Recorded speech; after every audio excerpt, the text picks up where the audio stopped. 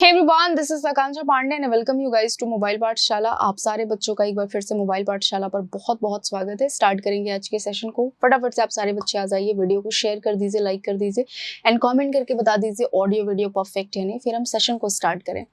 चलिए, तो आज के सेशन में डिस्कस कर रहे हैं हम सीजीएल मेंस के लिए most expected questions. So start करते हैं, आइए। The postman delivers the letters through hand door to door. ठीक है, सो पोस्टमैन जो करता क्या है, डिलीवर करता है। और ये देखो उसकी हैबिट है, तो इसलिए हमने इसको V5 यानी कि हमने इसे प्रेजेंट इंडेफिनिट में यूज किया है। ये V5 मैंने इसलिए लिखा ना क्योंकि V5 सिंगुलर वर्ब को कहते हैं। So the postman delivers the letters through hand door to door. तो बेटा यहाँ थ्रू हैंड नहीं होगा, यहाँ बाई हैंड होगा, है ना, बाई हैंड। तो बाई और विद का यूज करते हैं। देखिए, बाई का यूज करते हैं जब भी कोई एक्शन जो है वो किसी लिविंग बीइंग के थ्रू हो रहा है, तब हम यूज करते हैं बाई का। और अगर वो नॉन लिविंग है तो हम यूज करते हैं विद का। ठीक है, जैसे she is writing a letter with a pen and the letter is being written by Radha. तो बाई लिविंग के साथ होता है और विद नॉन लिविंग के साथ होता है। और उसके बाद यहाँ देखेंगे तो थ्रू जो है ना, यहाँ नहीं होगा, थ्रू को हटाएंगे और बाई का यूज करेंगे। और ये जो डोर टू डोर है ना, यहाँ देखेंगे कि अगर हमने एक प्रपोजिशन से तो सेम नाउन कनेक्ट किया हुआ है तो दोनों सेम नाउन्स क्या होंगे, सिंगुलर होंगे, तो डोर टू डोर हो जाएगा। ठीक है जी, तो आंसर यहाँ क्या हो जाएगा, बाई हैंड हो जाएगा। आइए next. Mentally strong people do not dash to suicide over trivial issues. Make up, give in, conceive on या fall in. चलिए, तो यहाँ आपको फिल करना है एक फ्रेजल वर्ब। मेकअप का मतलब होता है कंप्लीट, गिव इन का मतलब होता है क्या, छोड़ देना। यानी कि जो मोटिवेशन है, जो मतलब जो एक कैपेसिटी है सोचने की, उसको छोड़ देना। ठीक है, so mentally strong people do not give in to suicide over trivial issues. मतलब वो सुसाइड की बात नहीं सोचते हैं, उस पर गिव अप नहीं करते हैं। परहैप्स, अब इसमें देखेंगे गाइस, ये पैराजिम्बल आपको करना है। तो चलिए स्टार्ट करते हैं। Perhaps no definition of democracy is more popular and universally acceptable than what is given by Abraham Lincoln. And he defines democracy as a government of the people, by the people, and for the people. And certainly democracy is the most representative form of the government. And to build the people and take the nation ahead on the path of progress, democracy is the most suitable form of the government for India. तो अगर मैं बात करूँ इसकी, तो देखिए, are से तो स्टार्ट करना नहीं है और एस से भी स्टार्ट नहीं करना है। अब यहाँ पर ही और क्यू है, ये हमने ही किसके लिए यूज किया पता ही नहीं है, तो इसका मतलब पी से स्टार्ट करेंगे। और अगर हमने पी से स्टार्ट कर दिया है, सो पी में अब्राहम लिंकन की बात हुई है, तो इसके बाद क्या करेंगे, हम पी के बाद क्यू यूज करेंगे, क्योंकि सेंटेंस की शुरुआत में हमने क्यू ही यूज किया है, तो इसका मतलब हमने अब्राहम लिंकन की बात की है। तो पी क्यू हो जाएगा। पी क्यू एक ही ऑप्शन में है, यहाँ थर्ड ऑप्शन में है। आर, yes, certainly democracy is the most representative form of the government and to bind the people and take the nation ahead on the path of the progress, democracy is the most suitable form of the government for India. तो third option guys यहाँ हो जाएगा। ठीक है, next आ जाओ। चलिए, fourth में क्या होगा, क्या सीक्वेंस होगा, I love so that every morning for a walk to go I can keep myself fit and healthy. I love to go for a walk, तो इसका मतलब यहाँ पर ए, ई और डी, ए, ई और डी का कॉम्बिनेशन आ रहा है। ए तो यहाँ है नहीं ऑप्शन में कहीं, ई और डी एक साथ में यूज किए जाएंगे। ई और डी एक साथ में यहाँ किसी भी ऑप्शन में नहीं यूज किए गए हैं, तो ई डी और सी बी का कॉम्बिनेशन होगा। Every morning so I can keep my self from fit and healthy. एक बार फिर से देख लो यहाँ पर, I love to go for a walk every morning so that I can keep myself fit and healthy. Options थोड़ा सा इधर से उधर हो गया है यहाँ पर, क्योंकि A और F ऑप्शन है नहीं कहीं पर। तो अच्छा, A एंड F का देखा जाए तो A F N का के बीच में क्या ऑप्शन में आने वाला है, तो A N F के बीच में आपके जो सीक्वेंस में ऑप्शंस आएंगे वो यही आएगा, E D C B। Next आ जाओ। एरर आपको बताना है इस क्वेश्चन में, she watched that the thief who steal the purse in the bus. आपने देखा इस सेंटेंस में एरर आपको ढूंढना है, तो आप स्टार्ट से देखो ना कि वॉच्ड, यहाँ देखो V2 है, तो अगर ये V2 है तो सेंटेंस की स्टार्टिंग पास्ट में हुई है, तो यहाँ भी वर्ब क्या होगा, पास्ट में होगा, तो स्टील का क्या हो जाएगा, स्टोल हो जाएगा, है ना। तो यहाँ सी ऑप्शन है करेक्ट। नेक्स्ट आ जाओ। The manager decided to resign from his post as the bank was declared to be insolvent. Insolvent का आपको एंटोनिम बताना है। चलिए, तो insolvent का एंटोनिम क्या होगा, जो अपने ऋण को ना चुका पाए उसे हम insolvent कहते हैं। तो इंडिपेंडेंट क्या होता है, स्वतंत्र होना, कमर्शियल होगा नहीं, एफ्लुएंट मीन्स क्या होता है, धनी होना, वेल्दी होना, कॉर्पुलेंट होना, ओबीस होना, है नी, बैंकरप्ट हो जाएगा। अच्छा जी, एक सेकेंड बेटा, एक सेकेंड। बैंकरप्ट तो इसका सिनोनिम है, हमें एंटोनिम बताना है ना। इंसॉल्वेंट का जो सिनोनिम है वो बैंकरप्ट हो जाएगा, तो इसका जो सिनोनिम होगा वो सी ऑप्शन, एंटोनिम इसका सी ऑप्शन हो जाएगा। एफ्लुएंट, इसका एंटोनिम जो है वो सी ऑप्शन हो जाएगा, धनी, है ना। एफ्लुएंट को क्या बोलते हैं, कॉर्पुलेंट, ओबीस, और क्या बोलेंगे, और बोलेंगे हम वेल्दी बोलेंगे, ठीक है, वेल्दी जो मतलब धनी हो, ठीक है। चलिए नेक्स्ट आ जाते हैं। Usually eight Christmas uncle often brings lovely and cherished gifts for us. तो आपको ऑफन का एंटोनिम बताना है क्या होगा इस गिवन ऑप्शंस में। ऑफन मतलब क्या होता है, ऑलवेज।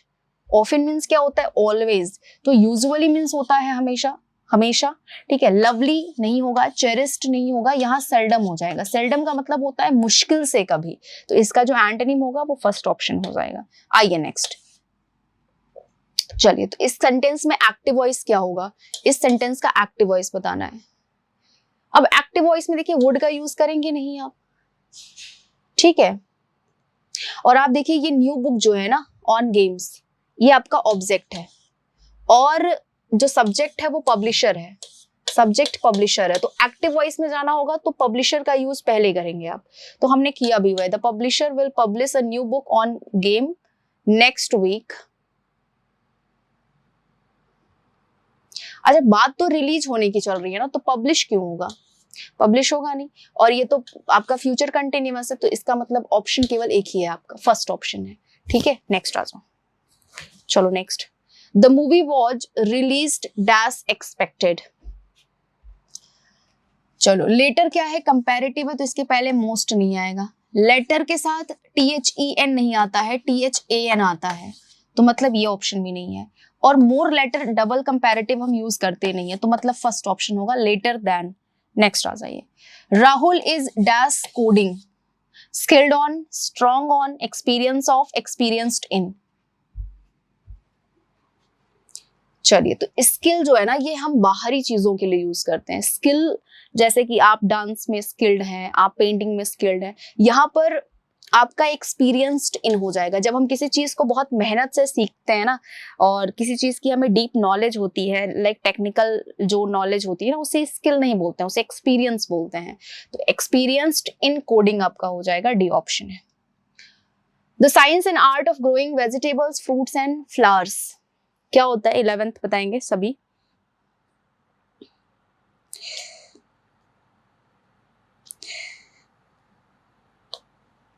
चलिए, so the science and art of growing vegetables, fruits and flowers को हम बोलते हैं हॉर्टिकल्चर। यहाँ आपका सेकेंड ऑप्शन करेक्ट हो जाएगा।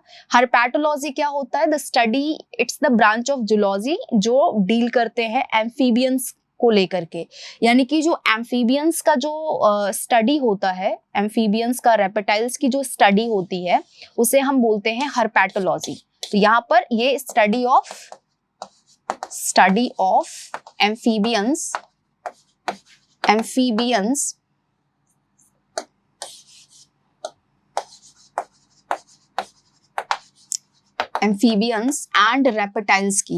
एंड रेप्टाइल्स की है, ठीक है जी।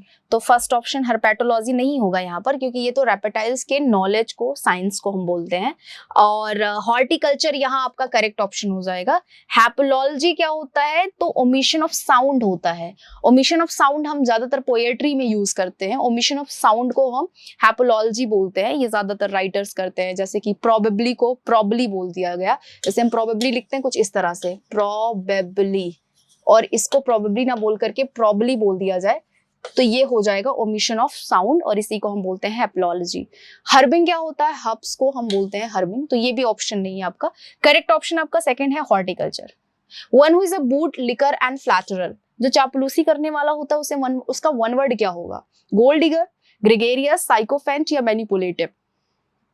तो जो बूट लिकर होते हैं, जो चापलूसी करते हैं लोगों का अपना काम निकलवाने के लिए, उन्हें गोल्ड डिगर नहीं करते हैं। गोल्ड डिगर तो उन्हें हम कहते हैं जो पैसे के पीछे पड़े रहे। ग्रेगेरियस मीन्स होता है सोशल। ग्रेगेरियस मीन्स क्या होता है? सोशल होता है। ठीक है जी, जो सोशल हो, जो लोगों के बीच में रहना पसंद करे। मैनिपुलेटिव कह तो सकते हैं, लेकिन जो इससे ज्यादा एप्रोप्रिएट ऑप्शन होगा वो होगा सी ऑप्शन। सी ऑप्शन होगा साइकोफेंट। साइकोफेंट बोलते हैं ऐसे पर्सन को। Next, I said to Mohan he has a green book. इसका बता दो फटाफट से कि क्या होगा? Indirect speech. चलिए तो देखेंगे यहाँ पर सेड टू का क्या होगा बेटा? टोल्ड हो जाएगा, हमने कर रखा है। और यहाँ क्या होगा? दैट हो जाएगा कंजंक्शन। अगर असर्टिव सेंटेंस होता है तो कंजंक्शन हम दैट लगाते हैं।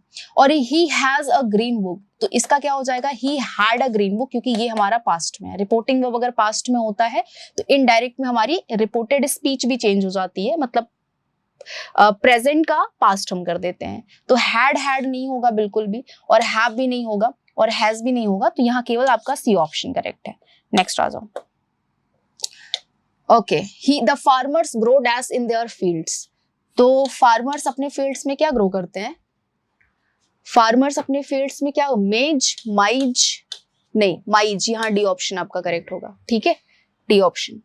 नेक्स्ट, इनकरेक्ट स्पेलिंग क्या होगी? बता दो फटाफट से। एबोरेंट, असील, एक्सीड या अपसेस। सो गाइज, इनकरेक्ट स्पेलिंग बहुत ही आसान नहीं कह सकती हूँ, क्योंकि इसमें ई और सी का जो है वो आपको बताना है। देखिए, एबोरेंट की स्पेलिंग बिल्कुल सही है। इसका मतलब क्या होता है? डिसगस्टेड। डिसगस्टेड। अपसेल की मीनिंग क्या होती है? तो अपसेल की जो मीनिंग होती है, ये अभी थोड़ा सा मैं बताती हूँ आपको, क्योंकि मुझे एक्चुअल इसका जो वर्ड है वो बस अभी मैं बता दूंगी, दिमाग में है। चलिए इसको देखते हैं। एक्सीड। एक्सीड की स्पेलिंग यहाँ पर रॉन्ग है। एक्सीड की स्पेलिंग ACCEDE होता है, तो मतलब यहाँ पर आपका सी ऑप्शन करेक्ट हो जाएगा। ठीक है, तो एक्सीड मतलब क्या होता है? मानना, और इसकी करेक्ट स्पेलिंग ACCEDE होती है। और अपसेस क्या होता है guys? What is abscess? Abscess, abscess जो हमारी बॉडी के ऊपर स्वेल हो जाता है जब कभी, तो उसी को हम बोलते हैं अपसेस। ठीक है, बॉडी के ऊपर जब स्वेलिंग हो जाए तो उसे हम अपसेस कहते हैं। तो यहाँ पर आपका केवल एक ही ऑप्शन करेक्ट है, वो है सी ऑप्शन। ठीक है, स्पेलिंग जरूर इसकी देख लीजिएगा, एग्जाम में आ सकता है। और बात करेंगे अगर हम यहाँ पर अपसेल की, जिसकी मीनिंग मैंने कहा कि मैं आपको बता दूंगी, तो अपसेल का मतलब होता है go down from a cliff, मतलब किसी क्लिफ से नीचे आना, उसके लिए हम इस वर्ड का यूज करते हैं अपसेल का। तो करेक्ट ऑप्शन यहाँ क्या हो जाएगा आपका? करेक्ट ऑप्शन यहाँ पर आपका केवल एक ही है, सी ऑप्शन, एक्सीड। सी, इनकरेक्ट स्पेलिंग हमारी सी ऑप्शन में है। चलिए तो यहां देखेंगे 16th में गाइस क्या होने वाला है हमारा करेक्ट ऑर्डर। चलिए, Fort Hare was more than that. It was a beacon for African scholars from all over the southern, central and eastern Africa. Until 1960, the University College of Fort Hare in the municipality of the Ellis, about 20 miles due east from Hale Town, was the only residential center of higher education for blacks in South Africa, and for young black South Africans like myself, it was Oxford and Cambridge, Harvard and LA all rolled into one. And the regent was anxious for me to attend Fort Hare, and I was gratified to be accepted there, and I felt that I was being groomed for success in the world. तो क्या होगा? चलिए इसका sequence बताना है फटाफट से। चलिए तो देखेंगे यहाँ पर जो स्टार्टिंग करनी है ना, वो आपको ए से तो बिल्कुल नहीं करनी है। और for young black South African the regent was anxious for me, नहीं, यहाँ बी से स्टार्ट करोगे। और बी से स्टार्ट करने पर आप देख रहे हो कि until 1960 the university college of Fort Hare in the municipality Alice about 20 miles due east from Helldown was the only residential center of higher education for blacks in South Africa. So south Africa में blacks के लिए जो है एक ही university था 1960 में, university college of Fort Hare का, और वो एक ही था जिसमें वो लोग पढ़ सकते थे। ठीक है, तो आगे देखेंगे। और ये एक क्या था? ये एक जो है इट्स देखिए बी के साथ तो सी नहीं होगा। For air was more than that, it was a beacon for African scholar for all over, मतलब वो एक ऐसा बेनिफिट था जिसमें अफ्रीका के ब्लैक सारे उसी में जाते थे पढ़ने के लिए, तो बी के बाद ए हो जाएगा। And for young black South Africans like myself it was Oxford and Cambridge Harvard and LA all rolled into one and the resident was anxious for me. तो यहाँ देखिए बी के बाद सी और डी का option हो जाएगा। To attend Fort Hare and I was gratified to be accepted here, I felt that I was being groomed for success in the world. तो यहाँ देखिए फर्स्ट ऑप्शन आपका करेक्ट हो जाएगा इसका। नेक्स्ट आ जाओ। Ria ran so fastly as a cheetah and saved the child from falling। तो फास्टली का गाइज आपको बताना है कि क्या होगा करेक्ट फॉर्म। देखिए फास्टली कोई वर्ड होता नहीं है इस पूरे इंग्लिश ग्रामर में, फास्ट ही सब कुछ है। फास्ट नाउन है, वर्ब है, एडजेक्टिव है, एडवर्ब है, सब है, तो यहाँ पर फास्ट हो जाएगा। और किसी से हम कंपैरिजन, यहाँ देखिए एज और एज के बीच में, एज और एज के बीच में जो आप एडजेक्टिव यूज करते हैं, जो एडवर्ब यूज करते हैं, वो हमेशा पॉजिटिव डिग्री का होता है। तो एज के बीच में यहाँ पॉजिटिव डिग्री का आएगा, कंपैरेटिव का नहीं आएगा, तो ये हटा देते हैं, सी ऑप्शन करेक्ट हो जाएगा। आइए next. We reached there at about 10 a.m. The first ride we took was the Ferry wheel and it was a really big. All of us were yelling and crying, and yesterday my friends and I went on a short picnic to an amusement park, and even though we had reached on time there was a serpentine queue for the tickets and I took the entrance ticket। तो चलिए आइए, हम कहाँ पहुंचे, 10 बजे पहुंचे सुबह, ये नहीं देखना है आपको, राइट। अभी द फर्स्ट राइड हमें ये भी नहीं देखना है, और इवन दो ये भी नहीं बताना है। Yesterday my friends and I, तो सी ऑप्शन हो जाएगा, सी से स्टार्ट करोगे। और went on a short picnic to an amusement park and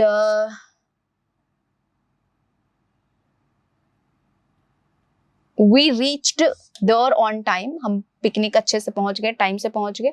no doubt सी के बाद ए का कॉम्बिनेशन केवल एक ही ऑप्शन में। ऐसी ही ट्रिक आपको इस्तेमाल करनी कि एक कॉम्बिनेशन मिल जाए तो बस हट जाओ वहां से, ज्यादा पढ़ने की जरूरत नहीं है। फिर डी देखते हैं। Even though we had reached on time there was a serpentine queue for the tickets, I took for the entrance and the first ride we took was the ferris wheel and it was really big, all of us were yelling and crying. तो यहाँ आपका C8 DB हो जाएगा। Next चलिए 19th हम देखेंगे और बताएंगे सीक्वेंस क्या होगा। चलिए, so helping parents become savvier at picking care options and tossing retention bonuses and to caregivers or others, and these fixes importantly can make child care more affordable for parents and offer life rafts to centers and hair raising workers, and the most proposed government solution for child helping parents become savvier at picking care options and tossing retention bonuses to caregivers or others, and these fixes importantly can make child care more affordable for parents and offer life rats to center more raising workers, and the most proposed government solution for child care involves building on top of his flawed system is offering more vouchers to purchases private child care, and but they do little to address the structural needs, improved quality for kids, better wages and working conditions for workers, and more choices in the low income neighborhoods। आई तो start करते हैं। Helping parents become, ये नहीं होगा। This fixes importantly, किस बात की बात चल रही है, इससे तो स्टार्टिंग करेंगे, सी से स्टार्ट करेंगे। तो सी के बाद देखेंगे, पहले तो एक एक लाइन पढ़ते हैं। The most proposed government solution for child care involves building on top of the flawed system, is offering more vouchers to purchase private child care, and मतलब बच्चों का ध्यान रखने के लिए प्राइवेट चाइल्ड केयर लेना पड़ेगा। And helping parents become savvier at picking care options, tossing retentions and bonuses to care givers or others. And C के बाद देखिए ए का यूज करेंगे आप, और उसके बाद these fixes importantly can make child care more affordable for parents and offer life rafts to centre haemorrhaging workers. Haemorrhaging का मतलब होता है कि जिनका रक्त स्राव हो रहा हो, उनको हम बोलते हैं। तो CABD का ऑप्शन यहाँ बन जाएगा आपका थर्ड ऑप्शन। आइए नेक्स्ट। Achilles heel, इस idiom की मीनिंग क्या होगी? Irrelevant things, vulnerable point, fast runner and costly item। So guys, इसका जो करेक्ट ऑप्शन होगा वो Achilles heel का मतलब होता है vulnerable point, तो सेकेंड ऑप्शन हो जाएगा। आइए next. Bullying is a rather unacknowledged social evil। तो क्या होगा यहाँ पर इसका सिनोनिम? Unacknowledged का सिनोनिम क्या होगा? तो मैं आपको बता दूं, अनआइडेंटिफाइड, नोटेबल, इनफेमस और नेम्ड। अनएक्नॉलेज्ड का मतलब होता है जो अस्वीकृत हो, तो इसका जो सिनोनिम होगा वो क्या होगा, अनआइडेंटिफाइड होगा। फर्स्ट ऑप्शन है। चलिए 22 देखेंगे फटाफट से हम। इन स्पाइट होना चाहिए बेटा, इन स्पाइट होना चाहिए, इन स्पीड नहीं, इन स्पाइट, ठीक है, in spite of, in government, in comfort, in beauty, in equipment, she was a masterpiece. It was the envy and admiration of the maritime nations of the world, and the Titanic was the Queen Ellery of her day and the pride of the White Star Line. देखिए, everything about her was attractive, किसके बारे में बात चल रही है नहीं पता, तो सी से स्टार्ट करेंगे यहाँ पर। And the Titanic was the queen एलरी of her day and the pride of the White Star Line. And C के बाद या तो डी या तो बी बनना चाहिए, तो यहाँ पर दो ऑप्शंस में हम सिलेक्ट कर लेते हैं। ए और डी देखेंगे, बाद में डिसाइड कर लेंगे, क्योंकि इसमें ए और बी है और इसमें ए और डी है। So in spite, in comfort, in beauty, in equipment, she was a masterpiece, and everything about her was attractive and fascinating. ठीक है, तो A और D का कॉम्बिनेशन यहाँ सही है। A और B का बन सकता है, ऑफ कोर्स बन सकता है। ठीक है, तो यहां देखेंगे जो हमारा करेक्ट ऑप्शन निकल के आ रहा है, that is only the third option. Third option निकल के आ रहा है, थर्ड ऑप्शन गाइस यहाँ करेक्ट हो जाएगा। Next, dash knowledge in this field is really profound. Their knowledge कोई चीज नहीं होती है, their knowledge, there and they are नहीं होगा, ठीक है, देयर नॉलेज, उनका knowledge. 24th, the committee could not reach a consensus even after a 6-hour long meeting yesterday. चलिए, तो यहाँ पर एक परिणाम, कंसेंसस हो जाएगा, परिणाम पर नहीं आई, ये स्पेलिंग रॉन्ग है, तो यहाँ आपका हो जाएगा केवल फर्स्ट ऑप्शन, कंसेंसस, यानी कि परिणाम पर जो है मीटिंग नहीं हो पाई, मतलब उसका जो मीटिंग हुआ 6 घंटे का लगातार, उस मीटिंग का कोई भी परिणाम नहीं आया, कंसेंसस हो जाएगा यहाँ आपका फर्स्ट ऑप्शन। इसके बाद देखेंगे, she asked are you meeting my parents next week, तो इसका गाइज आपको बताना है इनडायरेक्ट नरेशन क्या होगा, कम ऑन, इसका इनडायरेक्ट नरेशन आपको बताना होगा क्या होगा। चलिए, so she asked are you meeting my parents next week, तो देखिए यहाँ पर आर है, तो आपको जो है अबाउट यूज करना नहीं है, और ठीक है, इफ का यूज कर दिया है, क्योंकि यहाँ पर हेल्पिंग वर्ब से स्टार्ट होता है तो हम करते हैं, और नेक्स्ट वीक का द फॉलोइंग वीक होना चाहिए, राइट, तो ये ऑप्शन में, अच्छा एक ही ऑप्शन में है, नेक्स्ट वीक एक ही ऑप्शन में, फॉलोइंग वीक है, वो है हमारा सेकेंड ऑप्शन में। We were meeting her parents the following week. अब क्वेश्चन ये आपका प्रीवियस ईयर का है, इसमें कुछ तो गड़बड़ है, कुछ नहीं, बहुत ज्यादा गड़बड़ दे दिया गया है। खैर, ऑप्शंस आपके जो है उस अवेलेबल ऑप्शन में हमें टिक लगाना है, सो आपका थर्ड ऑप्शन हो जाएगा। बट इस क्वेश्चन का अगर हम देखें तो जो हमारा बनना चाहिए करेक्ट ऑप्शन वो ऐसा कुछ होना चाहिए, she asked if you were meeting her parents the following week, her parents the following week होना चाहिए था, ठीक है, तो ठीक है। सो आज के सेशन में गाइज इतना ही, मिलते हैं आप लोगों से कल। Thank you so much, bye bye, take care, good night everyone.